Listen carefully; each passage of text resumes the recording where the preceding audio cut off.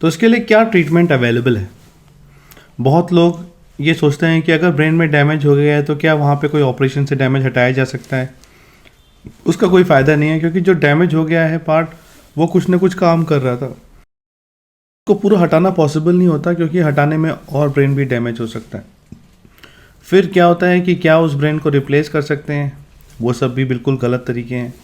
या बहुत सारे जगहों में बोला जा रहा है कि स्टेम सेल से, तो स्टेम सेल हड्डी में होता है, ब्रेन के अंदर स्टेम सेल ट्रांसप्लांट नहीं होता है। तो आपको ये सब चक्कर में नहीं पड़ना है, क्योंकि ये सारे इन्फॉर्मेशन इंटरनेट पे अवेलेबल हैं।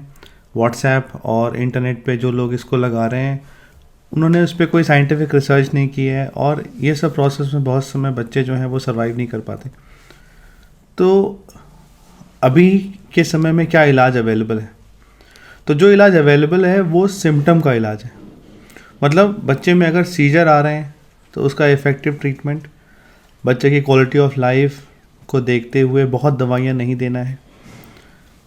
बहुत समय में बच्चों को अगर जन्म के समय सीजर आए हैं तो दवाइयाँ बहुत लंबे समय तक नहीं देना है। अगर बहुत लंबे समय तक दवाइयाँ देते हैं तो ब्रेन ऑलरेडी डैमेज हुआ है और भी सप्रेस्ड हो जाता है। तो बच्चे में अगर ब्रेन डैमेज है और अगर वो दवाई की वजह से और सप्रेस हो रहा है, तो बच्चे का जो आउटकम है आने वाले समय में वो पीछे हो जाता है। तो ये याद रखना है कि हाँ, बच्चे को प्रॉब्लम है, ब्रेन में डैमेज हुआ था। और जो मैंने देखा है यहाँ पे, बहुत समय में बच्चों को बहुत दवाइयाँ दे देते हैं, 4-5 तरह की दवाइयाँ दे देते हैं सीजर रोकने के लिए। बट लॉन्गर टर्म आउटकम देखने हैं, किस टाइप का सीजर आ रहा है वो देखना है, और कोशिश करनी है कि बच्चे को कम से कम दवाइयाँ दी जाएँ जो ब्रेन को पीछे ले जाती हैं। तो एक तो हो गया कि हाँ, एपिलेप्सी अगर आ रही है तो उसका ट्रीटमेंट। उसके साथ साथ बहुत समय बच्चे का टोन अगर बढ़ा है तो बच्चे को दवाइयाँ दी जाती हैं ताकि टोन कम हो जाए। तो याद रखना है कि जो मसल्स हैं उनमें टोन सारे मसल्स में नहीं बढ़ा होता है, कुछ खास मसल्स में बढ़ा होता है। तो अगर कोई दवाई हम देते हैं टोन रिड्यूस करने के लिए, तो वो समझ नहीं पाती दवाई कि कहाँ पे काम करें, और पूरे बॉडी का टोन कम करने की कोशिश करती है। और जैसे जैसे हम उसको ज़्यादा दिन यूज़ करते हैं तो बॉडी उससे यूज टू भी हो जाती है। तो अगर हम दवाइयाँ यूज़ कर रहे हैं टोन कम करने के लिए, तो वो बहुत लंबे समय तक नहीं देना है। उसके पीछे एक कारण होना चाहिए कि हाँ, हम क्या अचीव करना चाह रहे हैं। उसको अच्छी फिजियोथेरेपी के साथ कंबाइन करना चाहिए कि हाँ, हम ये अचीव करना चाह रहे हैं, ये फिजियोथेरेपी हम नया कुछ करने जा रहे हैं, तो कुछ समय के लिए हम एक एक्स्ट्रा एडिशन दवाई से चाहते हैं, और फिर देखिए उसको बंद कर देना है।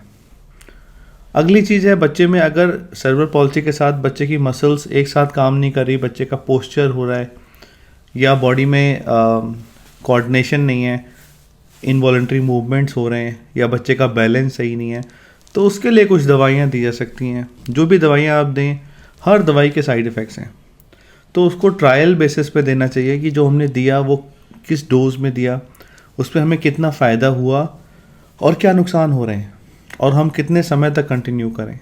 तो ये आप अपने डॉक्टर के साथ डिस्कस करके तभी दवाइयाँ शुरू करें, और ब्लाइंड दवाइयाँ नहीं दें। उसके बाद बहुत सारी दवाइयाँ ऐसी हैं जो आयुर्वेदिक प्रोडक्ट्स में हैं, जो लोग सोचते हैं कि चलो ठीक है, नुकसान नहीं, दे दें, बट कोई भी उसका बेनिफिट देखा नहीं गया है। जो डैमेज ब्रेन है उस पर उसका कोई बेनिफिट नहीं है, और जो बचा हुआ अच्छा ब्रेन है उसको उसकी ज़रूरत नहीं है। आपको उस ब्रेन को स्टिमुलेट कराने के लिए जो इंटरवेंशंस हैं, जो थेरेपीज़ हैं, उस पर फोकस करना है। और जो डैमेज ब्रेन है उससे जो साइड इफ़ेक्ट आ रहे हैं, क्या साइड इफ़ेक्ट आ रहे हैं? या तो बच्चे का डेवलपमेंट पीछे है तो कोई भी दवाई से वो ठीक नहीं होगा, या तो बच्चे को एपिलेप्सी की समस्या है तो उसमें बहुत दवाइयाँ नहीं देके इफ़ेक्टिव दवाइयाँ देनी है, क्योंकि एपिलेप्सी की दवाई ब्रेन को पीछे करती है। और ब्रेन के खास एरिया में डैमेज होने से मसल्स कोऑर्डिनेट नहीं कर पाते, जिससे या तो बॉडी पोस्चर करती है जैसा आप फोटो में देख रहे हैं, या तो फिर बॉडीज़ की जो मसल हैं वो आपस में कोऑर्डिनेट नहीं कर पाती। उन सब कंडीशंस में सेलेक्टिव दवाइयाँ दी जाती हैं, और वो भी मॉनिटरिंग के साथ कि दवाई काम कर रही है, नहीं कर रही है। नहीं करती तो हम उसको हटा लेते हैं। ओवरऑल हमारा आउटकम है कि लॉन्ग टर्म में बच्चा जितना कम डिसेबल्ड हो उतना अच्छा। तो कोई भी ऐसा दवाई नहीं है। उसके बाद और कुछ ट्रीटमेंट है, जैसे बोटॉक्स। तो बोटॉक्स का मतलब क्या है कि बोटॉक्स एक इंजेक्शन होता है जो मसल जहाँ पे बोन में लगती है वहाँ पे दिया जाता है। तो अगर बोटॉक्स हम दे रहे हैं बच्चों में, तो अगर मसल बहुत टाइट हो गई तभी लेना चाहिए। बोटॉक्स हर 6 महीने 1 साल पे रिपीट हो सकता है, और किसी भी जॉइंट पे बहुत बार देने के बाद फिर वो इफ़ेक्टिव नहीं होता, वो काम नहीं करता। तो बोटॉक्स का यूज़ भी लिमिटेड है। उसका सिर्फ एक ही काम है कि अगर जॉइंट बहुत टाइट हो गया है तो उसको रिलैक्स करके अच्छी इंटेंस फिजियोथेरेपी के साथ उसको कंबाइन किया जाए। तो बच्चों में अगर बोटॉक्स यूज़ हो रहा है तो ये समझना है कि भाई क्या उसका फंक्शन है, क्या उससे हम अचीव क्या करना चाह रहे हैं। तो जो इवैल्यूएशन होती है पहले ये होनी चाहिए कि भाई हमने बोटॉक्स दिया, उसके पहले क्या था, बोटॉक्स देने के बाद हमने कितनी इंटेंस फिजियोथेरेपी की या कास्ट किया पैर को, एक जॉइंट का मोबिलाइजेशन इमोबिलाइजेशन किया, और उससे हमने क्या अचीव किया लॉन्ग टर्म में। तो ये आप अपने जो हड्डियों के डॉक्टर हैं या ऑर्थोपेडिक डॉक्टर हैं उनके साथ इन कंजंक्शन कर सकते हैं। फिर बहुत समय ऑपरेशंस होते हैं, सारे के सारे ऑपरेशन जो कि हम सर्वर पॉलिसी में कर रहे हैं वो सिम्टम के ऑपरेशन है, जिसमें कहीं जो टेंडन है उसको लंबा किया जाता है या छोटा किया जाता है ताकि बच्चे की मूवमेंट अच्छी हो सके। बट अगर मसल्स में प्रॉब्लम है तो वो सब टेम्प्रेरी है और एक समय के बाद फिर से वहीं पे पहुंच जाते हैं। तो ये समझना है कि जो भी आप कर रहे हैं, जो भी आपको बताया जा रहा है, आप सोचें कि अच्छा ये हमारा लॉन्ग टर्म, इससे हमें क्या फ़ायदा है, हम लॉन्ग टर्म कहाँ पहुँचना चाहते हैं, और ये जो हम कर रहे हैं उसके फ़ायदे क्या हैं, नुकसान क्या हैं, और लॉन्ग टर्म हमारे फ़ायदे और नुकसान क्या हैं। तो इस चीज़ के डिस्कशन में आप डॉक्टर से एक्टिवली पार्टिसिपेट करें, समझें। जैसा मैंने बोला, मेन जो प्रॉब्लम उसका कोई इलाज नहीं है, और जो सिम्टम्स हैं उन्हीं का इलाज हो रहा है। इसलिए अगर अपना फोकस रखें कि बच्चे की जॉइंट्स का रेगुलर स्ट्रेच हो, रेगुलर उसमें एक्सरसाइज हो, उसकी स्ट्रेंथ बढ़ाई जाए, तो ऑपरेशन और इंजेक्शन से आप बच सकते हैं, क्योंकि वो एक्सट्रीम केसेस में ही यूज़ होना चाहिए। उसके बाद बहुत समय में लोग बोलते हैं कि भाई बच्चे का वज़न नहीं बढ़ रहा, उसको बहुत सप्लीमेंट दें। तो जो बच्चे नहीं चल पा रहे हैं उनका बहुत वज़न बढ़ाने पे फोकस नहीं रखें, क्योंकि वज़न बहुत बढ़ेगा तो फिर बच्चे को तकलीफ़ होती है, उसको बैठने में चलने में और भी प्रॉब्लम होती है। और ये नेचर का ही एक वो है, और कि बच्चे जो हैं जो चल नहीं पा रहे उनका वेट एक लिमिट से ऊपर नहीं बढ़े, तो उनका मेटाबॉलिज्म दूसरी तरह से अडेप्ट हो जाता है। तो कोशिश करनी है कि हमें क्या करना है वो क्लियरली पता हो, क्या दवाइयाँ देनी है वो क्लियरली पता हो। तो जैसा मैंने बोला, इसमें सप्लीमेंट्स का कोई रोल नहीं है। आयुर्वेदिक मेडिसिन्स या जो मेडिसिन्स बोल रहे हैं कि नहीं बिल्कुल साइड इफ़ेक्ट से फ्री हैं, उसका भी बहुत रोल नहीं है। और कोई स्टडी नहीं हुई है जो ये बोले कि हाँ बिल्कुल साइड इफ़ेक्ट से फ्री है। और अगर आप रेगुलर बच्चे के साथ फिजियोथेरेपी या उसकी जो एक्सरसाइजेज़ हैं वो घर पे कर रहे हैं या किसी सेंटर में कर रहे हैं, तो उससे फ़ायदा ये होगा कि बाद में बच्चे को ऑपरेशन की ज़रूरत नहीं पड़ेगी, जो कॉस्टली भी होता है। और एक ऑपरेशन तो ऑपरेशन ही है, तो ऑपरेशन अगर बच सके तो उसको बचाना चाहिए। तो नेक्स्ट हम बताने जा रहे हैं कि रिज़ल्ट का मतलब क्या है। तो सर्वर पॉलिसी का मतलब है कि ब्रेन में एक डैमेज हो चुका है और कुछ सेल्स ऐसे हैं जो डैमेज हो चुके हैं, मगर बाकी के सेल्स सही हो सकते हैं, या बाकी के सेल्स उसकी जो काम है उसकी जगह में कुछ अगर काम कर सकें तो सर्वर पॉलिसी में जो ट्रीटमेंट है उसका सिर्फ एक ही एम है कि बच्चे जो हैं उनको ऐसे एनवायरनमेंट दिया जाए जिससे वो स्टिमुलेट हो, जिससे उन्हें कुछ ऐसी चीज़ें करनी पड़ें ताकि उनकी स्ट्रेंथ बढ़े। जो स्किल्स उन्हें चाहिए, चाहे बैठने के लिए चाहे चलने के लिए, उसमें स्ट्रेंथ की इम्पोर्टेंस है, उसमें स्पेस में अपनी बॉडी को रखने की इम्पोर्टेंस है, किस तरह से बॉडी को मूव करना है उसकी इम्पोर्टेंस है, आईज़ और ईयर्स का कोऑर्डिनेशन की इम्पोर्टेंस है, साउंड क्लियरली निकालने के लिए या खाना चबाने के लिए मसल्स की ज़रूरत होती है। तो ये सारी चीज़ें एक साथ बच्चे को एक्सरसाइजेस के मीडियम में कराई जाती हैं, और इसी को हम फिजियोथेरेपी कहते हैं। बच्चों में सर्वर पॉलिसी में सब समय एक जैसी समस्या नहीं होती। कभी बच्चे का टोन बढ़ा होता है, कभी बच्चे का टोन घटा होता है, कभी बच्चों में टोन नॉर्मल होता है मगर कभी कभी बढ़ जाता है, जिसको डिस्टोनिया कहते हैं। या कभी कभी ऐसा होता है कि बच्चों की मसल्स की कोऑर्डिनेशन है। तो उन सब में जो फिजियोथेरेपी का जो तरीका है वो थोड़ा सा अडेप्ट हो जाता है। और बहुत इम्पॉर्टेंट है कि जो भी चीज़ चल रही है उसको आप मॉनिटर करें कि मेरे बच्चे में एज के हिसाब से स्किल आए कि नहीं।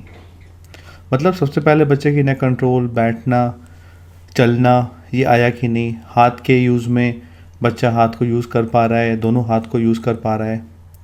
जिन बच्चों के सिर्फ एक साइड में प्रॉब्लम है, पेरेंट्स को कोशिश करनी चाहिए कि उसका जो साइड में प्रॉब्लम नहीं है उसको चाहे ग्लव्स से चाहे किसी चीज़ से आप ब्लॉक करें दिन में एटलीस्ट 1 से 2 घंटा, ताकि बच्चा दूसरे हाथ को यूज़ करे। तो इस पूरे प्रोग्राम में जो थेरेपिस्ट है या जो इंटरवेंशन है वो कमज़ोर साइड को या कमज़ोर एरियाज़ को स्टिमुलेट करता है, और जितना ज़्यादा से ज़्यादा आप स्टिमुलेट कराएंगे बच्चा उतना रिस्पॉन्ड करेगा।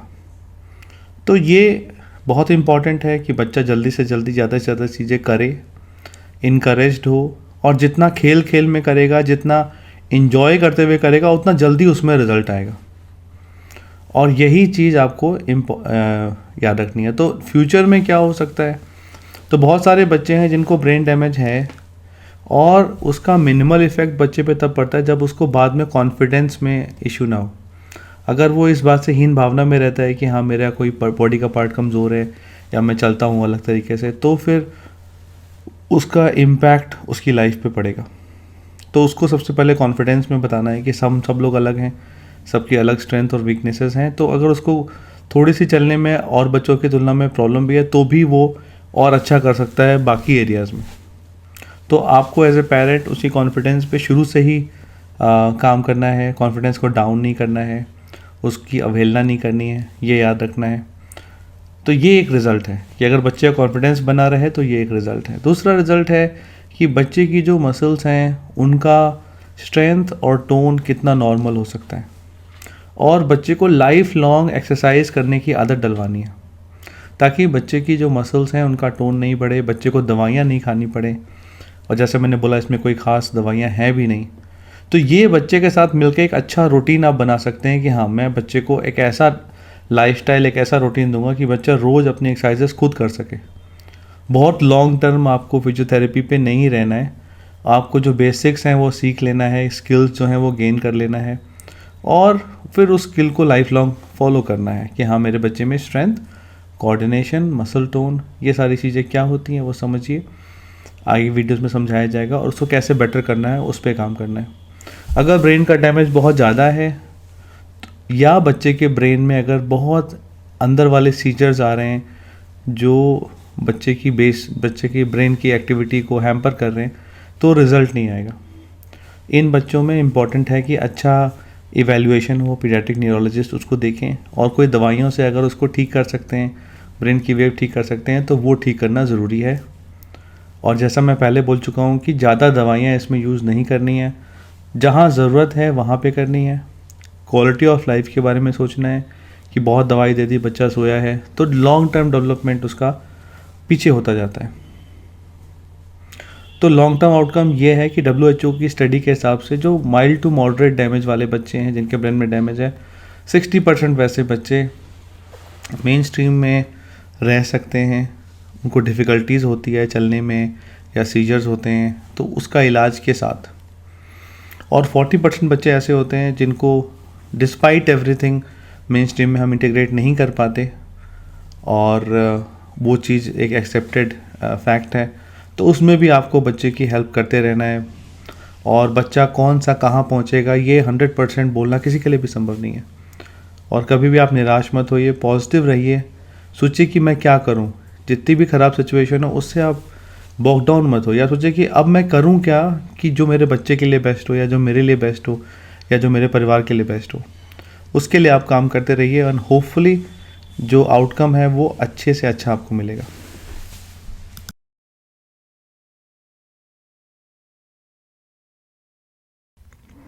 तो ब्रेन रक्षक प्रोजेक्ट में हम कैसे ट्रीटमेंट करते हैं बच्चों का, तो ये एक बच्चे का रिपोर्ट है जो आप देख रहे हैं कि 1 जुलाई 2019 से है, और ऑलमोस्ट 28 अगस्त 2020 तक हम ये देखेंगे कि बच्चा जब शुरू में आया था तो कैसा था, और 1 साल में बच्चा कहाँ तक पहुँचा।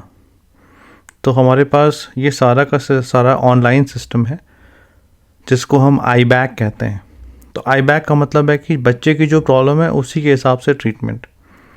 तो यहाँ पे आप देख रहे हैं कि बच्चे की ये एज है, मतलब यहाँ 35 मंथ्स के नीचे, तो इसका मतलब बच्चा जो है वो ऑलमोस्ट 2 और 3 साल के बीच में, 2.5 साल के बीच में है।